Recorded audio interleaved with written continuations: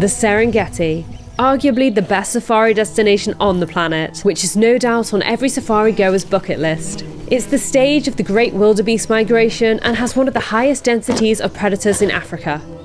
But there's a couple of things about the Serengeti that I didn't know about, and looking back, really wish I knew before visiting. I want to share my experience with you. It all started here in southern Kenya. I've spent the last 5 days in Kenya's Masai Mara National Reserve, which sits at the very top of the Serengeti. It's part of the Serengeti ecosystem, and the two parks are pretty much one, simply given different names because an international border cuts between them. I've really fallen in love with the Masai Mara over the past few days, but it's time to move on and journey south to another of my absolute favourite safari destinations, the Serengeti. Seeing as the two locations are so close to one another, I expected my journey to take a couple of hours. Oh boy, how wrong I was. Now, something I didn't realise is you cannot cross from the Masai Mara straight to the Serengeti, even though the two parks are part of the same ecosystem and they're attached. You have to go through the Mara and then go around now on a drive which takes around 4 hours to reach the border with Tanzania. And this is because there's no official international border crossing point within the two parks, so you have to go to what's recognised as an official border crossing. And then from the border crossing, it's going to take another 4-ish hours to reach central Serengeti. The first part of the drive especially is slow going. First, we make our way through the Masai Mara.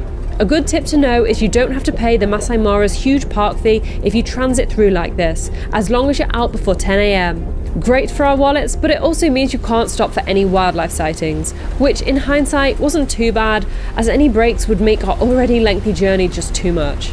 On the other side of the Masai Mara, we trundled down perhaps the worst road I have ever been on, for over 70 kilometres. As you can imagine, the journey was slow. Eventually, we reached Isebania, the border with Tanzania. So we've successfully crossed the border now into Tanzania. Another thing that you should know if you're journeying between the Masai Mara and the Serengeti is when you reach the border, you will have to change tour operators because the vehicles in Tanzania are not registered to go into Kenya and vice versa. If you book with the tour company, they'll typically arrange for the other tour operator to meet you and you will switch vehicles. The border crossing itself was really straightforward. I think it was over in maybe less than 10 minutes. Just went in, really seamless and straightforward, which I was really impressed with because border crossings I've done previously haven't been so easy. But I can imagine in the peak season it can get a little busier and there can be queues, so it may not take quite as little time as it did today because I'm visiting in low season. So now we're in Tanzania and we're on our way to Serengeti. So far, we've been on the road for 5 hours with no stops except at the border. Still, we're only halfway through our journey. After a couple more hours, we reach the gate to the Serengeti. So we have arrived at last at the gate to the Serengeti National Park. You can see there it is behind me and we're about to enter. Now another thing that's good to know about the Serengeti is it is not the cheapest park. Visiting here will set you back a little bit. There's two different types of park fees that you have to pay when you visit. There's the day park fees and then there's the nightly concession fees. So the day park fees are $70 per person plus 18% tax. So nearly $80. And then you have to pay your overnight concession fees and those are $60. Now, because the Serengeti is so massive, staying within the park really is a must, and that's where you have to pay the concession fees. It's not really an option to stay outside the park. There are a couple of accommodations outside the park, but they're miles away from the best game viewing areas, so I wouldn't recommend that. So in total, visiting the Serengeti will be about $130 a day, maybe $140 with tax.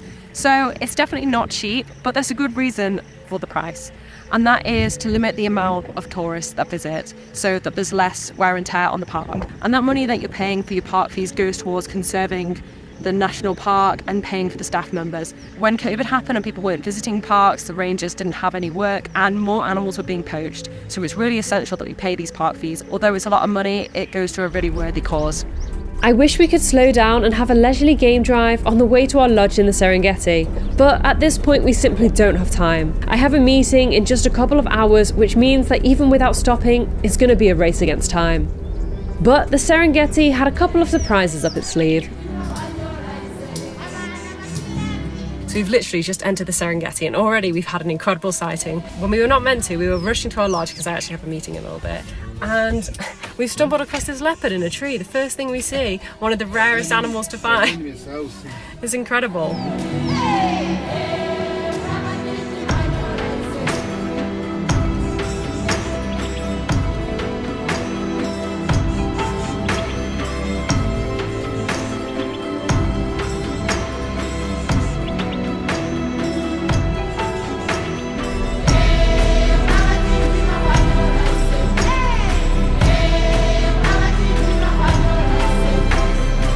Okay, so we've just stumbled across a pride of lions. There's so many of them here, like more than I can actually count, and there's at least one little baby with them, which is really sweet to see.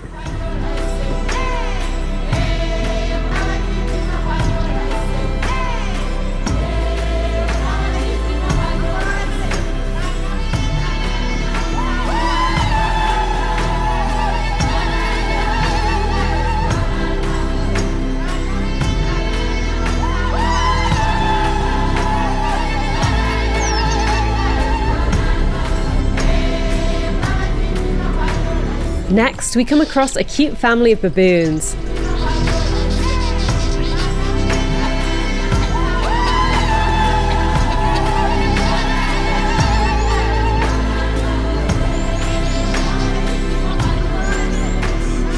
Okay, we really can't stop for anything else now. After 10 hours on the road, we finally arrive at our tented camp. Okay, so we've just arrived at our camp for the next 2 nights. It's called Tukone Tented Camp. Welcome, madam. Asante. After enjoying some welcome drinks and snacks, we make our way to our room. Hello. Well, come on in. Okay, so this is our room at Tukone Tented Camps. We have got a beautiful large double bed here.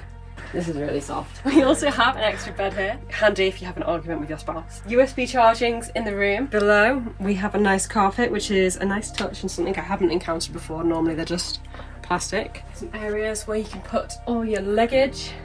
And then in here, we've got a lovely bathroom.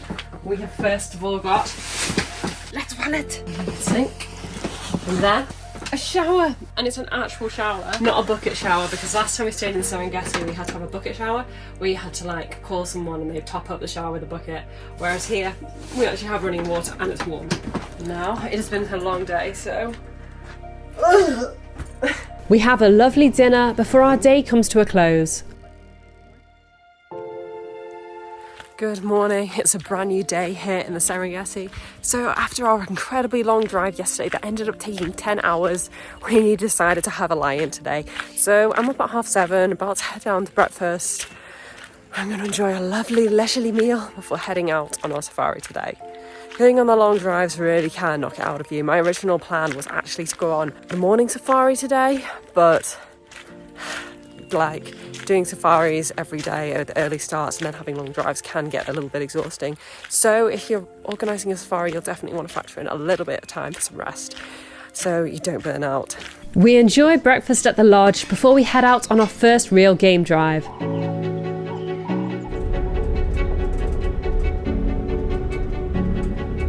It doesn't take us long to come across our first wildlife sighting of the day. A large herd of elephants is grazing within metres of the road. The group is made up of related females and their calves of varying ages. The herd is led by a wise matriarch.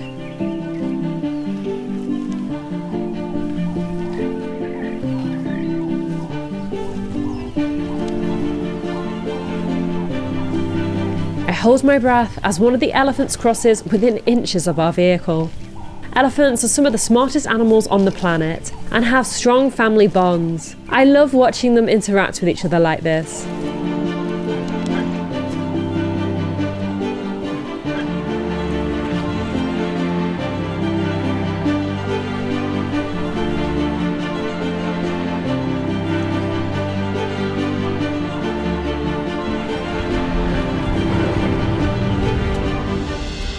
We continue our drive, but are soon forced to stop again as we encounter more elephants. There are just elephants everywhere around here. So we have already seen one family of elephants and now we've just come across yet more elephants. It's so crazy how close they are. Wow, now he's just crossing the road in front of us. But, oh my gosh. so close. And here's just one of many elephants here. If we look over here, there are just hundreds of them. On the other side, even more. And then down here, even more. This adorable baby elephant catches my attention. At first, I find this action sweet, until I realise that he's actually throwing around what looks like a piece of cloth. It's sad that even here, in the middle of the Serengeti, litter is present. This safari in the Serengeti is blowing my mind. I can't believe what we've seen so far, and there's still so much more to come. None of this would have been possible if we didn't have a fantastic guide who is incredibly skilled at wildlife spotting. If you'd like to book your own Tanzania safari, click the link in the video description and pin comment. It gives you the opportunity to get a quote for your safari from the exact same tour companies who I used and who I highly recommend. As the safari commences, our guide spots what at first just looks like a yellow speck on the horizon. As I look closer, I see that it's a beautiful cheetah. Cheetahs often use termite mounds like this as lookout points to scan the open plains for food or danger. Nothing of interest is within her line of sight, and so she settles down to rest.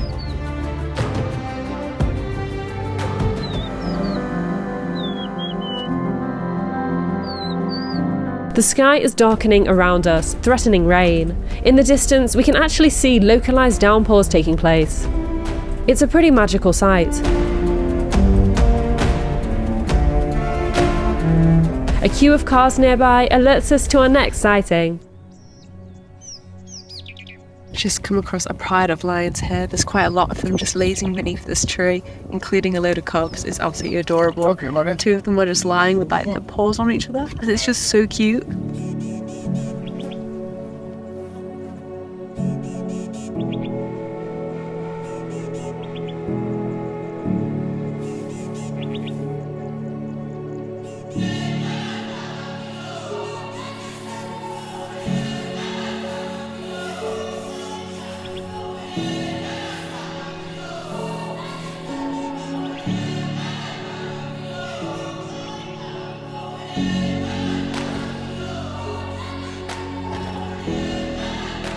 There's not much action going on here, and so we decide to move on.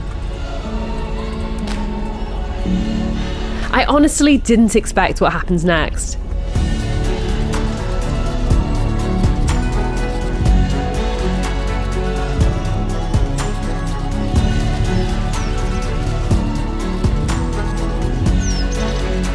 That felt pretty crazy. He passed right by me here. That's like probably the closest I've ever been to a wild elephant.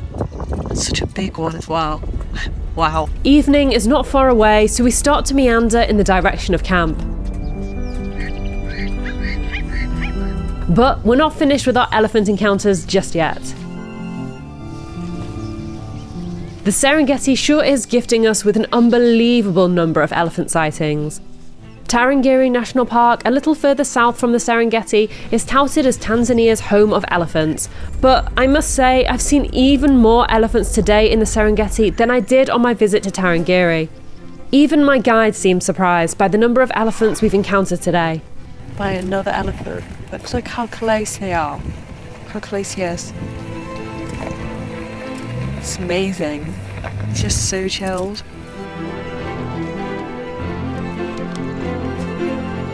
We are quite literally surrounded by giants. Around every bend is another herd who are keen to put on a show for us. As the sun starts to set, we have to leave the magnificent herds behind us and journey back to our camp for the night.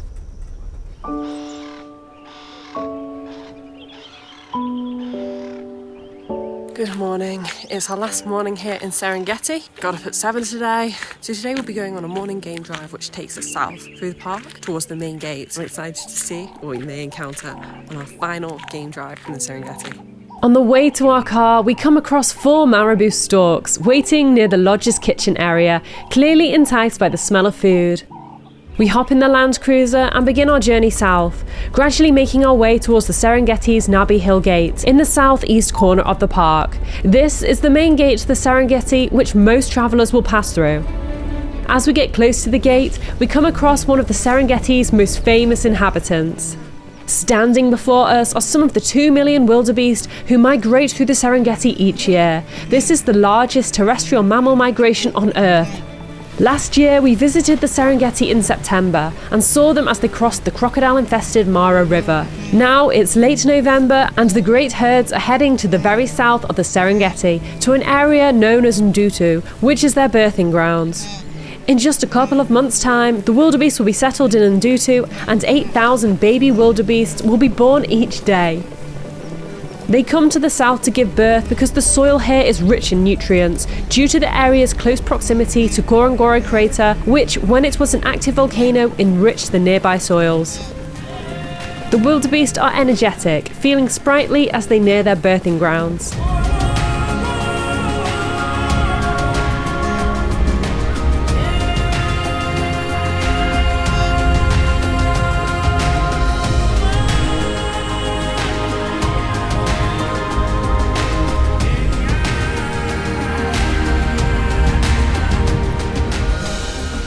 It's not just wildebeest that make the migration. Thousands of zebras join them too, feeling safety in numbers.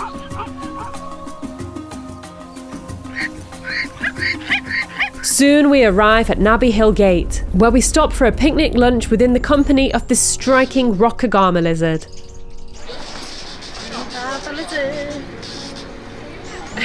He's adorable. As we hit the road, there's still a distance to go until we technically leave the Serengeti. We pass countless wildebeests and even stumble upon a hyena crossing the road in front of us.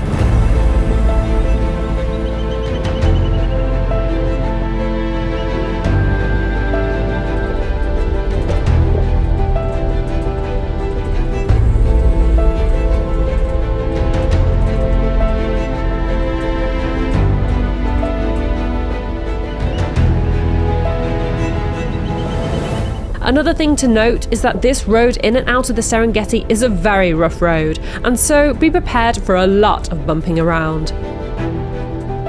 The exit to the Serengeti comes into view. So we're leaving the Serengeti now. You can see the boundary here behind me and entering the Ngorongoro Conservation Area. Now, something I wish I knew beforehand is when you're journeying between the Serengeti from the southern gate, you have to cross through the Ngorongoro Conservation Area and you have to pay a transfer fee, which is about $70 per person. So that really adds to your park fees of visiting the Serengeti National Park.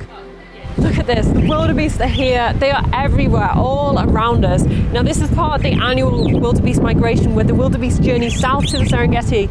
This is the southern plains here. In fact, you can even see signs around. This is the Ndutu region, which is where the wildebeest are heading, so that in January and February they can give birth in an area where there's lots of lush grass and they feel safe. Look at all the wildebeest behind me. It's amazing to be so close to them. We've now officially left the Serengeti and have entered the Ngorongoro Conservation Area. To elaborate on what I was saying before, passing through this protected conservation area will cost you $70 per person each time you pass through. And that's a fee just to drive through. If you actually want to stop and visit the Ngorongoro crater, the main attraction within the conservation area, you have to pay an additional entry fee. I actually saved money by arriving in the Serengeti through the western Ikoma Fort Gate, as it meant I only had to pay one transfer fee to pass through the Ngorongoro Conservation Area and not the $165 return fees it normally costs. So you've probably gathered at this point the Serengeti isn't a cheap destination to visit, but it's one of the best safari destinations in the world, and your money is supporting the upkeep of the park, which is undoubtedly a worthwhile cause. There are very few places on Earth that are as untouched as the Serengeti and are teeming with as much life. In my opinion, the Serengeti is 100% worth the cost, and I know for a fact this isn't the last time I'll visit. But how does the Serengeti compare with the neighbouring Masai Mara? Watch this video next to find out which is best.